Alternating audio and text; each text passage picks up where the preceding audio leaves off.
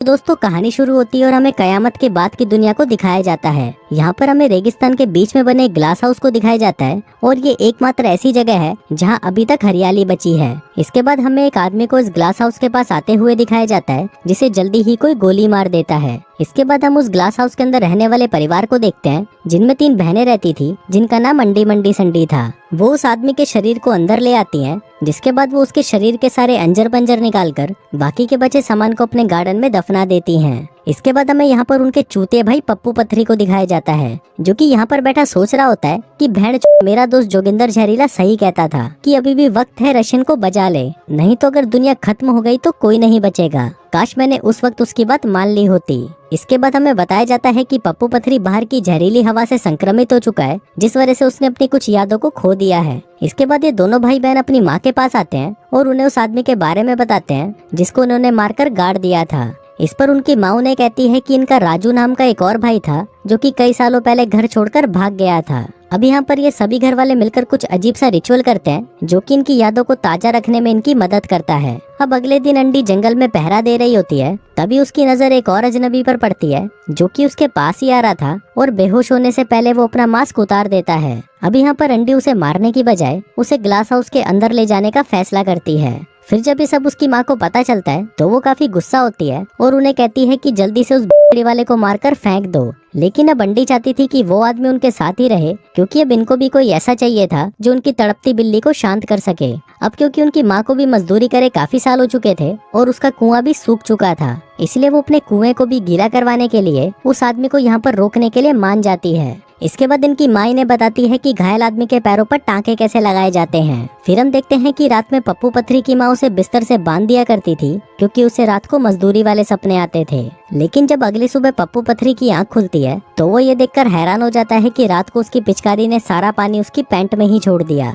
अब क्योंकि पप्पू पथरी का ये काम रोज का बन चुका था, इसलिए उसकी गीली चादरें साफ करते करते उसकी बहनें काफी परेशान हो चुकी थी। फिर अगली सुबह वो तीनों उस आदमी की पट्टियां बदलती हैं। जिस दौरान जब मंडी पानी लेने के लिए जाती है तो अंडी उस आदमी को घूरने लगती है क्योंकि उसने पहली बार इतने बड़े हथियार वाले किसी आदमी को देखा था। कुछ देर बाद उस आदमी को भी होश आ जाता है और वो उनसे पानी मांगता है। तभी अंडी उसे पानी देती है और उसे कोई भी चालाकी न करने को कहती है। वहीं जब माँ को पता चलता है कि वो आदमी जाग गया है तो वो उसके पास पूछताछ करने आती है। अब यहाँ पर उस आदमी को अपना नाम तो याद नहीं होता, लेकिन वो कहता है कि मैं शहर से आया हूँ। वो बताता है कि बाहर सब कुछ तबाह हो चुका है और ज्यादातर लोग अपनी याददाश्त खोकर पागल हो चुके हैं। अब पप्पू पथरी भी उस आदमी के आने से खुश नहीं था, लेकिन अंडी उसे यकीन दिलाती है कि वो आदमी बिल्कुल भी खतरनाक नहीं है। फिर अगले दिन माँ संडी से कहती है कि तुमने 2 दिन पहले जिस आदमी को दफनाया था उसे बाहर निकालो और उसके शरीर को वार्निंग के रूप में घर के बाहर लटका दो। अब उनकी ये बातें सुनकर उस अजनबी की फटकर 464 हो जाती है कि कहीं बहन ये उसे भी काट कर लटका ना दे।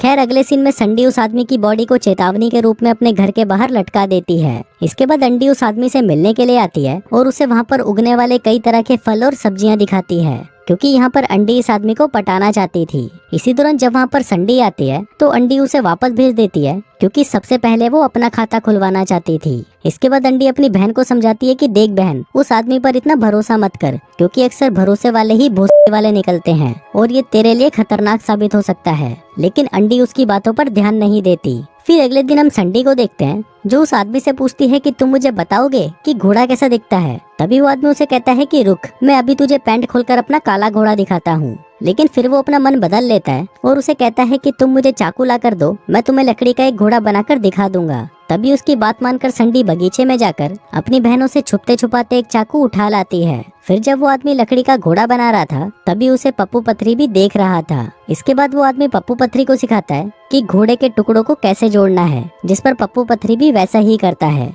लेकिन फिर वो ऐसा कर नहीं पाता तो वो गुस्से में वहाँ पर तोड़फोड़ करना शुरू कर देता है और कहता है कि बहन मुझसे नहीं होता ये सब बकवादी, मुझे तो बस बजाने के लिए एक रशियन दे दो। तभी अपने भाई का पागलपन देखकर अंडी उस आदमी को खोल देती है ताकि वो उसके भाई को कंट्रोल कर सके। तभी ये सब देखकर उसकी माँ को भी यकीन हो जाता है कि ये अजनबी उनके लिए खतरा नहीं है और इसलिए अब वो उसे भी अपने परिवार में आजादी से रहने देने का फैसला करती है।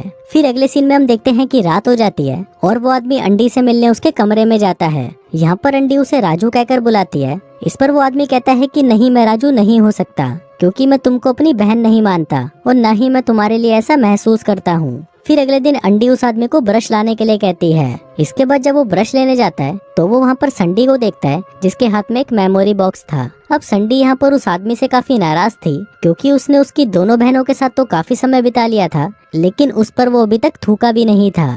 फिर अगले सीन में उनकी माँ उस अजनबी से मिलने के लिए आती है और उसे कहती है कि आदमी इतने शरीफ कभी नहीं होते, क्योंकि वो बहन के लिए हमसे कुछ न कुछ चाहते ही हैं, और मुझे लगता है कि तुम भी हमसे कुछ न कुछ चाहते हो। शायद तुम अंडे के साथ मजदूरी करके उसे प्रेग्नेंट करना चाहते हो। वो उसे कहती है कि तुम उसे बजा तो सकते हो, पर ये याद रखना कि अगर तुमने उसे बजाया तो तुम्हें मुझे भी बजाना पड़ेगा। फिर अगले दिन हम मंडी को देखते हैं जो कि गार्डन में उस आदमी और अपनी बहन अंडी को दबा दबा कर मजदूरी करते हुए देखती है। अब उन्हें ऐसा करते हुए देख उसकी बिल्ली भी गीली होने लगती है और तभी उसे कुछ याद आता है। वो याद करती है कि उसने अंडी को अपने भाई राजू के साथ भी धुआंधार मजदूरी करते हुए देखा था, और यहीं से हमें पता चलता है कि अंडी उस आदमी का नाम राजू ही क्यों रखना चाहती थी। तभी मजदूरी करते समय जब उस आदमी की नजर मंडी पर पड़ती है तो वो वहाँ से भाग जाती है। फिर बाद में वो आदमी मंडी के पास आता है और उससे बात करने की कोशिश करता है, लेकिन यहाँ पर मंडी उसे धमकाने लगती है कि के मैं तेरी सारी चालें समझ रही हूँ, पर ये याद रखना कि तू मुझे कभी नहीं बजा सकता। मंडी उसे बताती है कि अंडी पहले से ही दिमाग से पैदल है, इसलिए उसे कुछ फर्क नहीं पड़ता कि उसके खेत में कौन मजदूरी कर रहा है। फिर ये कहकर जब मंडी वहाँ से चली जाती है तो उस आदमी को वहाँ पर मंडी का वो बॉक्स मिलता है जिसमें उसे उसका एक नेकलेस भी मिलता है। अब ये देखकर उसे एक आइडिया आता है, वो उसका नेकलेस चुरा लेता है और सभी से कहता है कि उसे ये नेकलेस उसकी माँ ने बचपन में दिया था। अब उसकी ये हरकतें देखकर संडी भी समझ जाती है कि ये लोग जिसे भरोसे वाला समझ रहे हैं वो साला भोसड़ी वाला है। वो सभी से कहती है कि ये आदमी गद्दार है, लेकिन तभी अंडी उस आदमी का बचाव करते हुए कहती है कि मंडी तो इस आदमी से हमेशा जलती रहती है क्योंकि वो उसकी लेना जो नहीं चाहता। अब ये सुनकर उसकी माँ अंडी पर गुस्सा करने लगती है और उसे कहती है कि तुम सभी बहनों में सबसे बड़ी थी, इसलिए मुझे तुम पर ज्यादा भरोसा था, लेकिन जब से तुमने अपने भाई राजू से ही अपनी पिंकी पिटवाई है तब से तुमने हमारी सारी उम्मीदें तोड़ दी हैं। अब जैसे जैसे दिन बीतते जाते हैं वो आदमी उनका और भरोसा जीतने के लिए उनकी माँ से उसको और काम देने को कहता है, लेकिन इस पर माँ उसे कहती है कि तुम चिंता मत करो, तुम वैसे भी यहाँ पर कुछ ही दिनों के मेहमान हो। इसके बाद माँ अंडी से कहती है कि तुम्हें हमें या उस अजनबी में से किसी एक को चुनना होगा, क्योंकि हमारे पास जो पेड़ पौधे हैं वो अब ज्यादा लोगों के लिए ऑक्सीजन नहीं बना सकते। अभी सुनकर अंडी परेशान हो जाती है क्योंकि वो उस आदमी को भी खोना नहीं चाहती थी, इसलिए वो उसे कहती है कि अगर तुम यहाँ से चले जाओगे तो मैं भी तुम्हारे साथ जाऊंगी।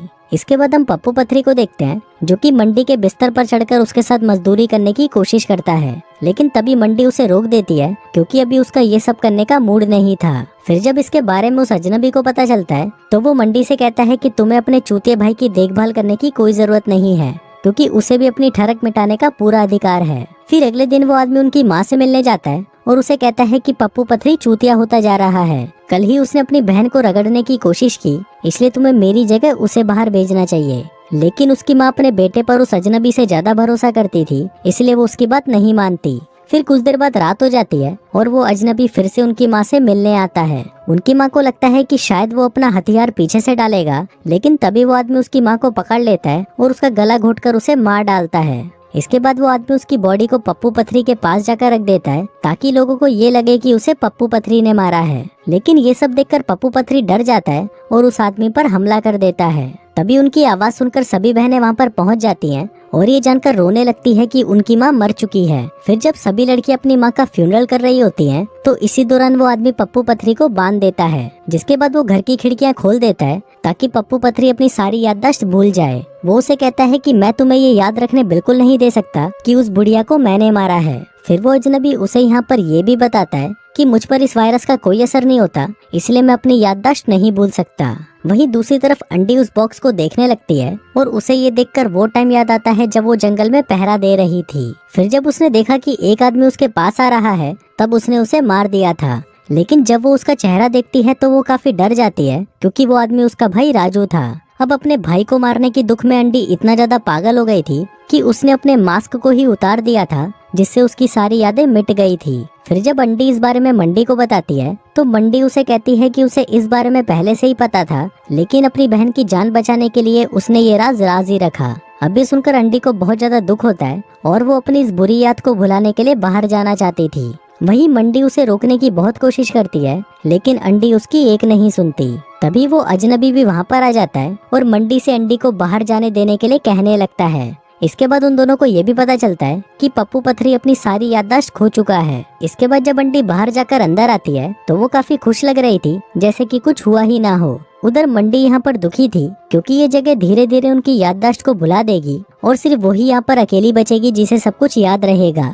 लेकिन तभी वो आदमी उसे सहारा देते हुए कहता है कि मुझे भी तुम्हारी तरह सब याद रहेगा। जिसके बाद वो दोनों एक दूसरे के पास आते हैं और एक दूसरे को चूसने लगते हैं। इसके बाद हम देखते हैं कि मंडी अब अपनी माँ की जगह ले लेती है और इस घर की मुखिया बन जाती है। जिसके बाद वो अजनबी राजू बन जाता है और अंडी अब मंडी बन जाती है। वहीं संडी मंडी की बेटी बन जाती है और पप्पू पथरी उन सभी का भाई बन जाता है। अब जैसे जैसे दिन बीतते जाते हैं, अंडी भी अब राजू की तरह बिना मास्क पहने ही बाहर घूमने लग जाती है। फिर एक दिन पप्पू पथरी अचानक से ही जमीन खोदता है और उसे वहाँ पर अंडी और संडी के नेकलेस के साथ 2 कंकाल मिलते हैं, जिससे हमें पता चलता है कि माँ ने यहाँ पर पहले रहने वाले लोगों के नाम और नेकलेस को संभाल कर रखा था। जिसके बाद उसने नए लोगों को उनकी पहचान दे दी। वहीं वो आदमी भी चुपके से पप्पू पथरी को देख रहा होता है। फिर जब वो वहाँ पर देखता है कि एक आदमी उनके पास आ रहा है तो वो अपनी बंदूक उस पर तान देता है। लेकिन तभी वो अपना मन बदल लेता है और उस बंदूक को पप्पू पथरी पर तान देता है। क्योंकि ये पप्पू पथरी का दिमाग सड़ चुका था, इसलिए अब वो उसे मारकर इस नए आदमी को पप्पू पथरी बनाना चाहता था। दरअसल दोस्तों, उस फैमिली का ये कॉन्सेप्ट था कि जो भी यहाँ पर अपनी याददाश्त को भुला देगा उसे मारकर किसी नए इंसान को उसकी पहचान दे दी जाएगी। इसलिए ये जो फैमिली थी वो भी कोई असली फैमिली नहीं थी, क्योंकि यहाँ पर रहने वाले सभी लोग अलग अलग थे और उन्हें भी पुराने लोगों की पहचान दी गई थी। और इसी के साथ ही ये कहानी यहीं खत्म हो जाती है।